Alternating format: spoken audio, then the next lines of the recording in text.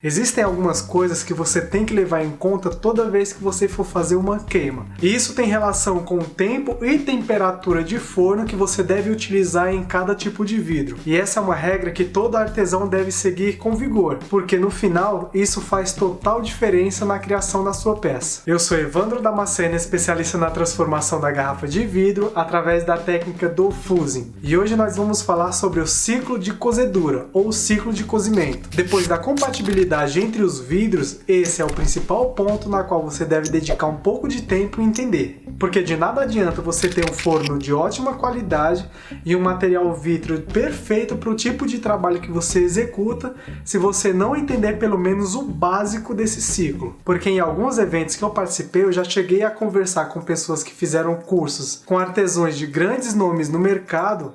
E segundo eles, quando se tratava do ciclo de cozedura, esses professores ensinavam o seguinte: o ciclo começa na temperatura ambiente, que é o momento após você colocar a peça dentro do forno. Você inicia o aquecimento até mais ou menos 450 graus, disso dependendo do seu vidro. Quando a temperatura chegar em 450 graus, você cria um patamar, que significa manter essa temperatura por mais ou menos 15 minutos. Então, terminando esse patamar, inicia-se o aquecimento secundário, que vai desde 450 graus até mais ou menos 780, 800 graus. Chegando nessa temperatura, iniciamos um segundo patamar, que é o patamar de fusão do vidro. Daí mantém essa temperatura durante 20 ou 30 minutos, isso tudo dependendo do vidro. Terminando esse tempo é feito o desligamento do forno. Em alguns casos é criado outro patamar no resfriamento do vidro, que isso varia entre as temperaturas de 480 a 520 graus. Isso durante o tempo médio de 15 minutos.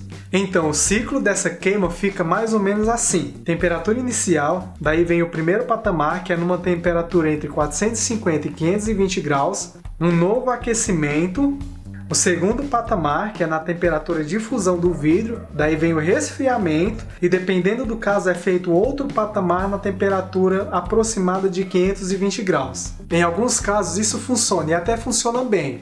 Então o aluno cria algumas peças utilizando esse ciclo de fusão e dependendo de quantas peças ele cria, isso variando entre tamanhos e formatos de peça, ele recebe o diploma. Mas aqui tem algumas coisas que a gente deve observar com mais detalhes. Primeiro, se esse ciclo foi usado em um forno de 70 centímetros quadrados interno, usando o vidro de 3 milímetros de espessura e criando peças de 20 centímetros com o vidro float, ele vai funcionar perfeitamente nesse forno específico. Só que nem todo mundo tem condições financeiras de comprar um forno de fusão de 70 centímetros quadrados interno. E consequentemente, depois do curso, acabam comprando um forno menor. E isso acaba mudando a variável forno e tamanho de forno. E mudando somente essa variável, todo o ciclo deve ser repensado. Isso, claro, se você não quiser ter perca nenhuma do seu trabalho. Um exemplo bem prático de um dos ciclos que eu utilizo é o seguinte: utilizando a garrafa de vidro na cor âmbar, fabricado pela Always Illinois, após aberta a garrafa, eu tenho uma placa de vidro de cerca de 2,5 mm de espessura. Então, com esse vidro eu vou criar pastilhas para construção civil no tamanho de 10 centímetros quadrados, usando a técnica de sanduíche com um forno de 50 centímetros quadrados interno.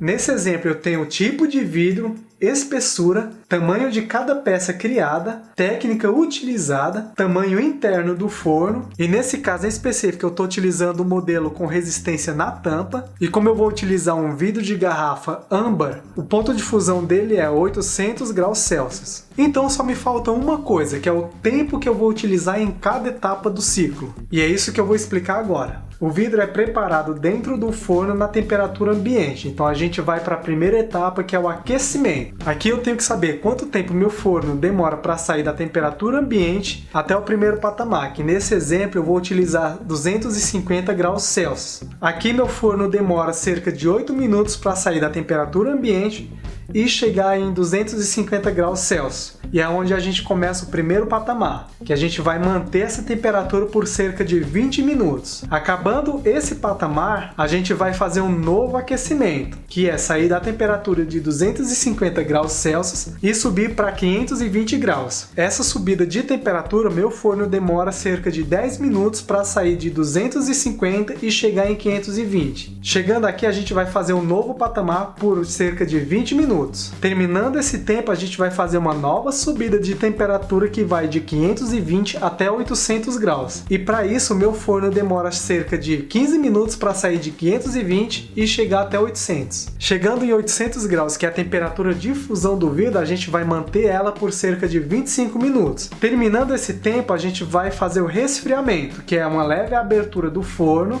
para que a peça passe rapidamente pelo ponto de desvitrificação até atingir novamente a temperatura de 520 graus, onde a gente vai fazer um novo patamar por cerca de 20 minutos, permanecendo nessa temperatura. Terminando novamente esse patamar, a gente vai fazer o resfriamento natural do forno, que é desligando ele e deixar resfriar naturalmente. E para isso, meu forno demora cerca de 100 minutos para ir de 520 graus até cerca de 30 graus Celsius, que é onde eu posso fazer a abertura total dele.